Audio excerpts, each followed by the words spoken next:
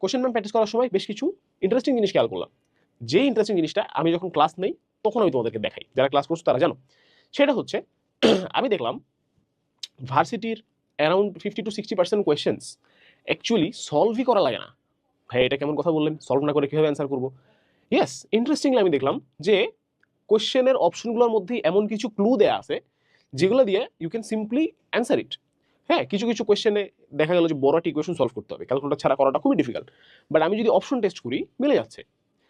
Option testing, cancellation method, এই জিনিসগুলোর নাম, অফিসিয়াল নাম আমি জানতাম না।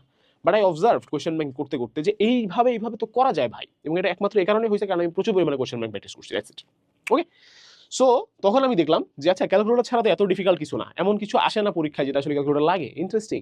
এবং আমি এটাও দেখলাম যে কোয়েশ্চেন ব্যাংকের থেকে আমি লুপ হোলগুলো বাইর করা শুরু করলাম যে আচ্ছা ঢাবিতে তাহলে এইভাবে ওরা হচ্ছে সুযোগ দেয় যে তুমি তাড়াতাড়ি অ্যান্সার করে করে নেক্সটে যেতে পারবা, এবং 36 সেকেন্ড অ্যান্সার করা ইজ নট দ্যাট ডিফিকাল্ট।